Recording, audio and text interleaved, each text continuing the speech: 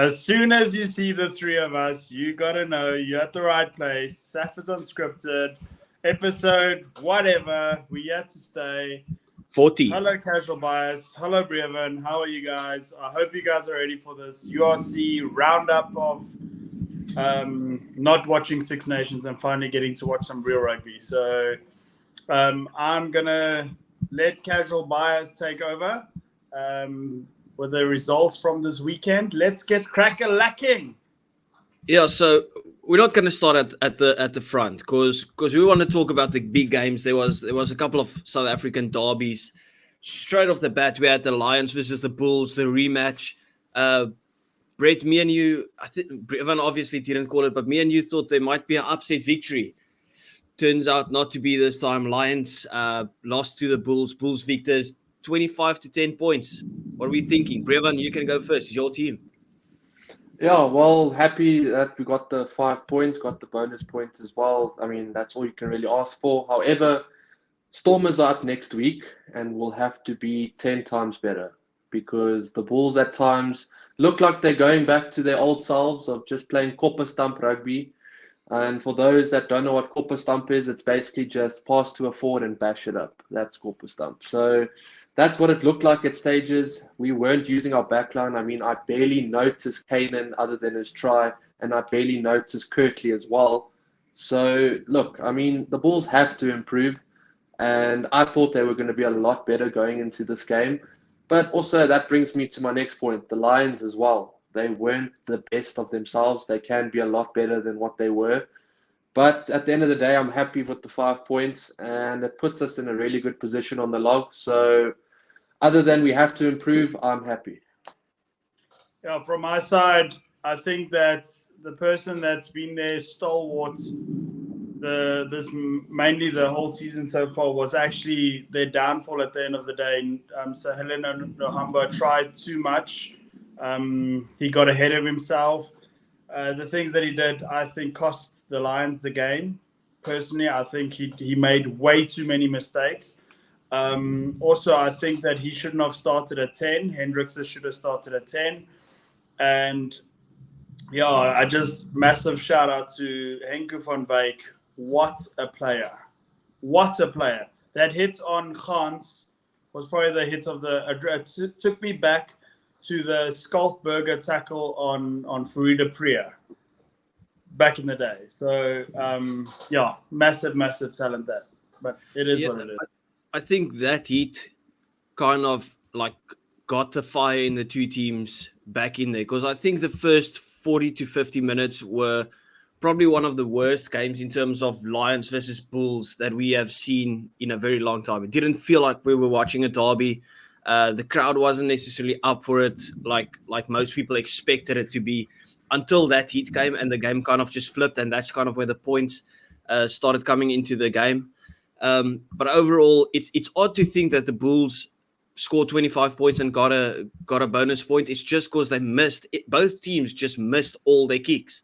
It was a shocking affair off the tee. And Brett, you as a kicker, you can talk a bit more about that. But I really felt that was disappointing to see. You can't, because just look at the kick that Nahamba missed there in the first half. Like, it's almost in front of the post. Like, how do you feel as a kicker putting up a performance like that? No, so that I felt like I was thinking because Brevan messaged me privately, or I think he did on the group, and he said that I need to go kick for all the SA teams because of how they're kicking in that specific game. And I did find it very odd because the conditions were perfect for kicking. It was, like you said, right in front of the post. But what irritated me the most about that kick that Nohamba, when he hit the uprights, when he laughed about it, that was you know what, F you all, I'm the bee's knees, I can miss, who cares? That for me, that just, it's almost like telling your whole team that, you know what, I don't actually care that I missed that kick. You didn't chase up the kick. It was just a shit show. I'm sorry, but that didn't sit well with me. Yeah. Brevan, you want to add anything to it? Well, no, listen, I can't comment on the kicking because, like, I wouldn't be able to say anything. But with regards to like attitude and stuff, obviously, sometimes you don't want to see that reaction from a player if he misses. You want to see more of a like, okay, let's fix it type of attitude. But obviously, maybe that's his way of. I mean, everyone's different. Maybe that's his way of trying to get over it. But yeah, I mean, look, the Lions have so much potential and it's there, and I'm sure everyone can see it.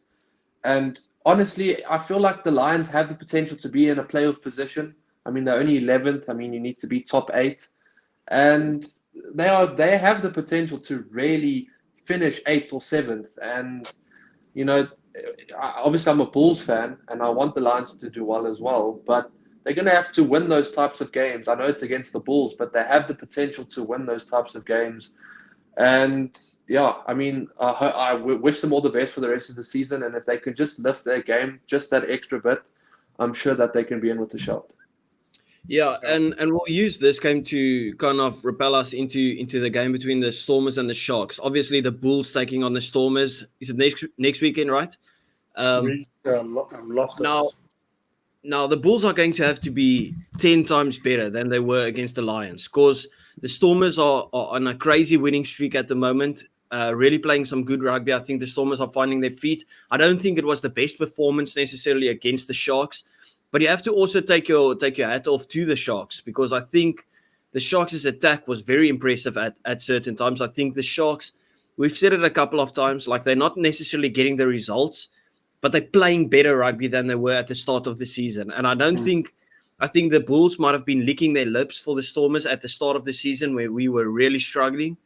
And I think they are in for a big surprise come this weekend if they keep on playing the way that they played against the Lions, against the Stormers, because there's a lot more quality in that Stormers side. Brett, what was your overall view of the Stormers' performance and how the Bulls could match up against them next weekend? Yeah, so if unfortunately the Stormers have a much better defensive pattern than actually most teams in the URC, not just in South African sides, but if they're going to play their 10-man rugby game plan against the Stormers, I think they're not going to score a lot of points. And they can't rely on their kickers because they don't have any. But I actually want to give kudos to, there's a player in the Stormers side that I've been bashing their whole season. And finally, I know I say it a lot, every now and then a blind chicken finds a millie, but Warwick Gelant had a good game. If he can keep his composure and just play rugby like he's doing, not try any fancy stuff, he's a good player. But as soon as he tries his tricks and his like that one extra move, it all goes pear-shaped for him. But I must say, I'm very looking forward to the Stormers versus Bulls at Loftus. It's going to be one heck of a game. Yeah, well, with regards to Gelant, I mean, it's the Gelant I knew at the Bulls. A great player. I really thought he played really well. And proving that he can do it, it's a matter of being consistent now. And look, the Sharks as well, a lot better than what we've seen in the past. A lot better. I mean, there was a fight. There was a 1-2 win. And look, I mean, chances that went a bit pear-shaped for the Sharks. I mean, Deante could have maybe had 2 tries, but he dropped the ball. So, look, I mean, there were chances for the Sharks to really go and win that game. But obviously, the Stormers were always going to be favourites, and we all call the Stormers win there.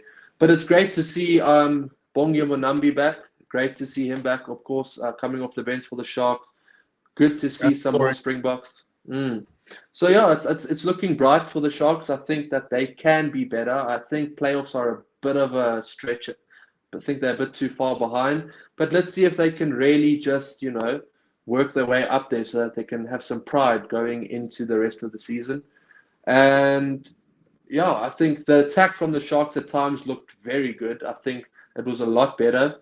And the Stormers, obviously, just being that team that's able to win games even when they're not at their best. And they didn't even have their Springboks as well. So, yeah, kudos to the Stormers. And Loftus it's gearing up to be basically who takes SA Shield, essentially. So, yeah, going to be interesting. Yeah, as a Stormers fan, the only thing that I was disappointed with was the dominance that we had in that first 20 minutes. I feel like we kind of should have capitalized on that bit more. I feel disappointed that we went through the whole game with the many chances that we had or attacking opportunities, the amount of times that we had the ball in the 22, not getting that bonus point. Like we saw the Bulls didn't have the best game. They, in my opinion, were very average, but still got away with the bonus point victory as well. So that's 5 points where the Stormers didn't. But I agree with Brett. We have to put some respect on Geland's name for that game, because we were talking on the group and I said he literally looks like one of the best players in the world in this game. But because there was such a big jump of how he used to be in this season and how he was now. But now the big thing for him is to continue that and put up consistent performances, because that's a big thing. It's all good to do it for one game. Now it looks like I'm sitting in the dark. It's all good to do it for one game, but you have to be consistent with those performances. He has to go against the Bulls and put up the same performance again, not look like he's trying to play some sevens rugby out here. Also, a big standout performer for me was Sasha. He kind of takes over that role where Damian Willemse came in, just literally takes over the game and runs it. But anyway, that is it for the South African derbies. I just want to add one. I just want to add two things with regards to the Stormers.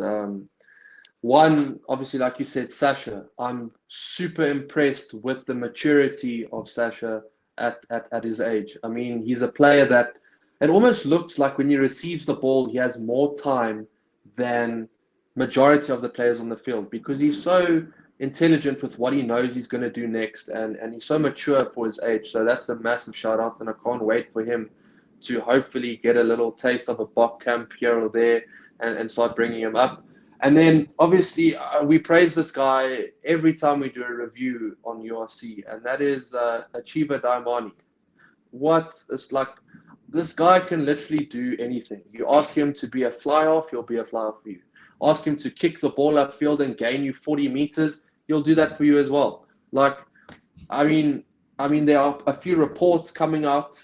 It's not confirmed, so we're not going to say this is proper news, but there are reports coming out that says Daimani's not even being included in the Bok alignment camp.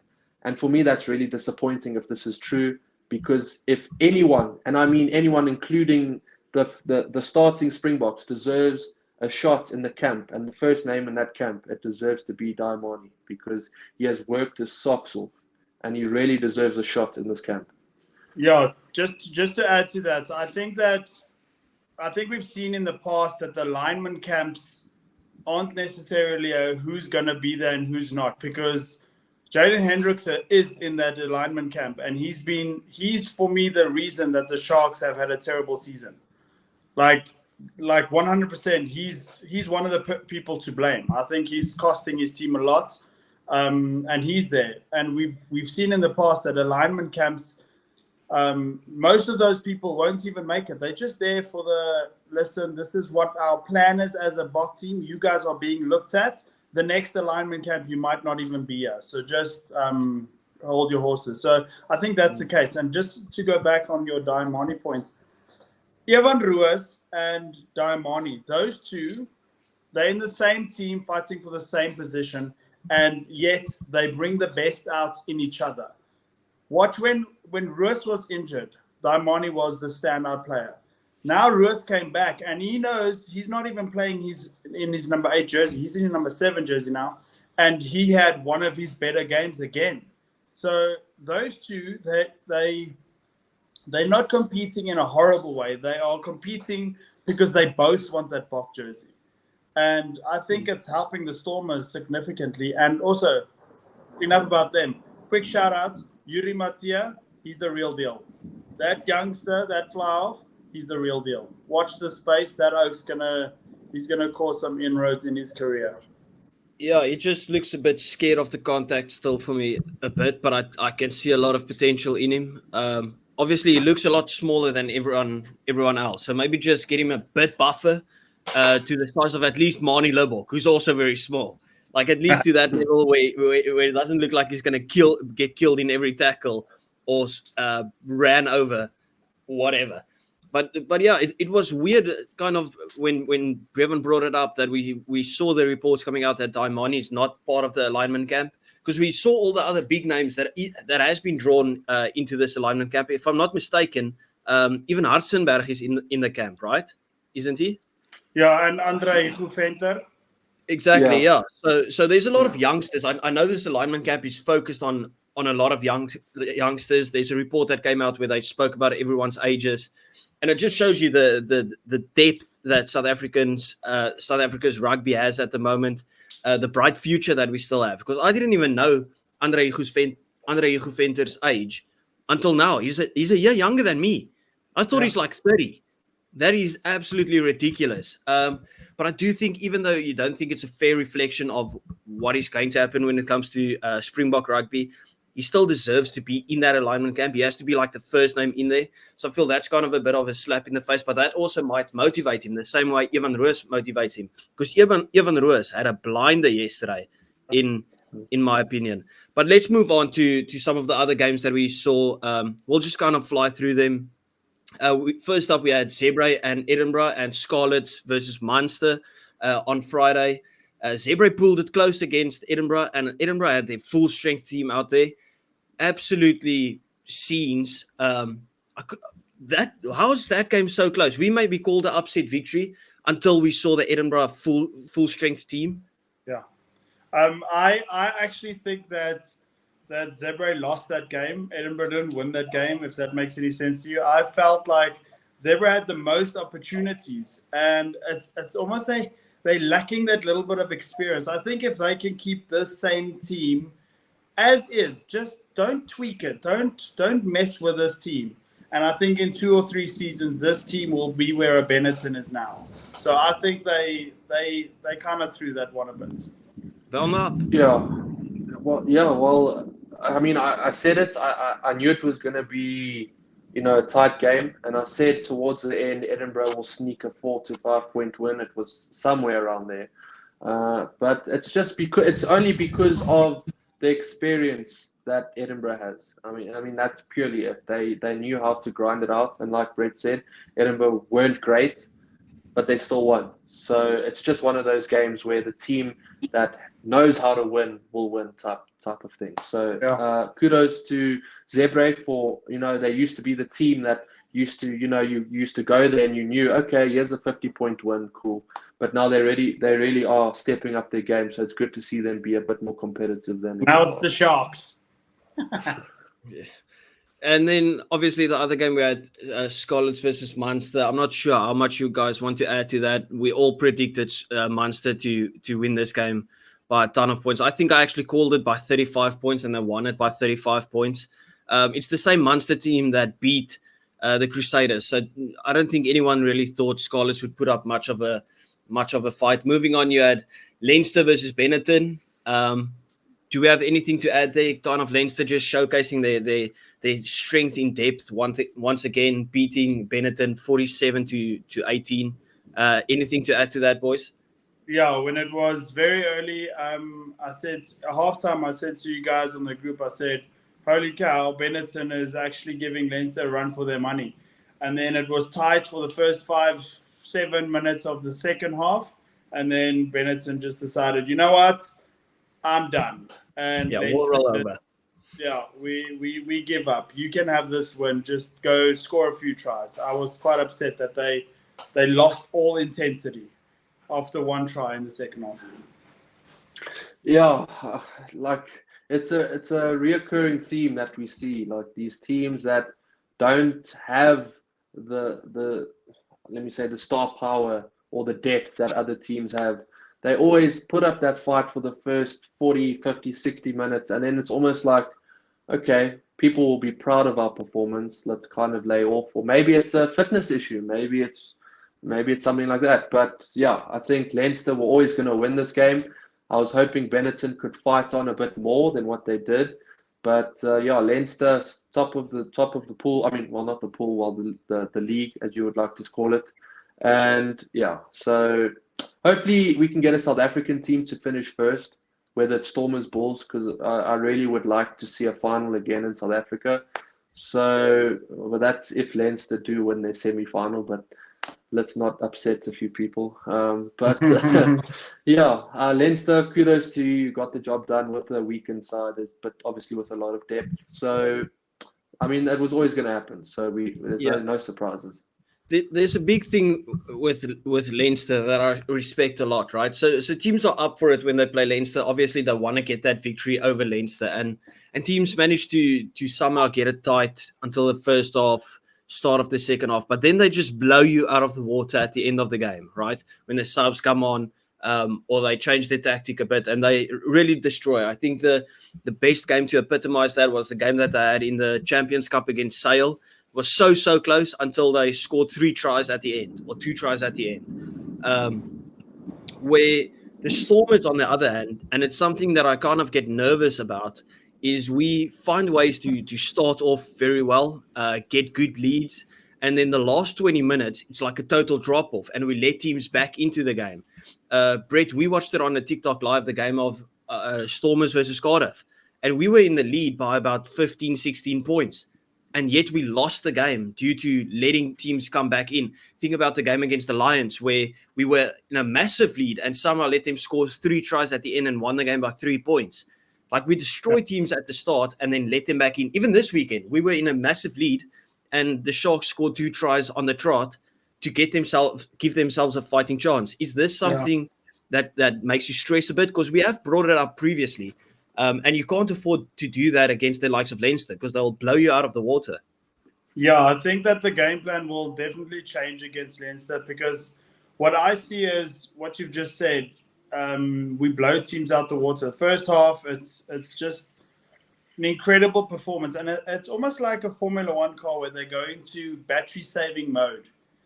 And I think it's going to come back to bite them, because the first 20 minutes of the second half is battery saving mode.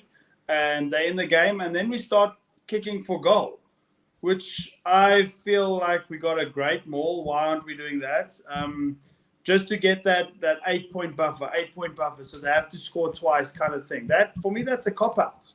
Just your battery's charged now. Kick out, put more pressure, and I think that will come into play when we play against a team like Leinster. Yeah, it just feels like put some pressure on the guys by using what you've used the whole game to go further. Put some trust in your process. Like yesterday, I thought we already have the 5, what was it, 6 points buffer. So just kick into touch and use them all. See if you can get that try. Because if we got that try, we got to get a bonus point as well. And then also, if you want to time waste, it takes more time. So line out, you have to set up for the line out, the maul, maybe get another advantage. It takes more time out of the game, instead of just kicking at goal and then having to receive the ball and kick it back to them, giving them a try scoring opportunity. Brevin, did you want to add something on that? Yeah, well, like Brett says, there's a massive difference between a test match where 3 points are crucial because it's going to be tight, compared to a URC where if you have the momentum, go for touch. I mean, use your play some rugby, because at the end of the day, that's how teams fold in the URC, is when you start putting so much pressure on them that eventually they just crumble. Whereas in test matches, the Springboks could be down by 14 or 15 points, but they're still going to find a way to get back. So that's why the 3 points in a test match is so crucial. But it's different with the URC. I mean, you need to attack, and the Bulls are guilty of this as well. I've noticed the Bulls shut down last 20. I mean, we saw it against Saracens, where we are thumping Saracens and they just come back. So the Bulls also have to be careful in the sense that, we can't slow down. Last 20 minutes, that's when you need to lift it up. I mean, that's what the All Blacks and New Zealand teams are known for. The last 20 minutes, they know that's when you play your hardest rugby. So, look, like Brett says, we need to be a bit more positive in the way we approach things. Don't think, the 3 point will be beneficial here. Let's go for the tries, because it really does put pressure on a team wherever they're from. Yeah. So let's move on to the final 3 games. We'll just fly through it. We had Cardiff versus Connacht. Really just your typical wet game, not really exciting. Of course, Cardiff pulled it close. I think they were in the lead for large parts of the game until Connacht took over. Is there anything that you guys want to add to that game? We'll throw in Glasgow and Dragons as well, just a blowout victory as we predicted. Anything to add to those two games? Yeah, a bit disappointed with Cardiff. I backed them to win. Even on my Super Brew, I backed them to win. They cost me dearly there. So, yeah. Yeah, and then finally we had Ospreys versus Ulster. I didn't really watch the game in depth, but I know it was a nail-biting ending. Ulster in the lead, up and down game.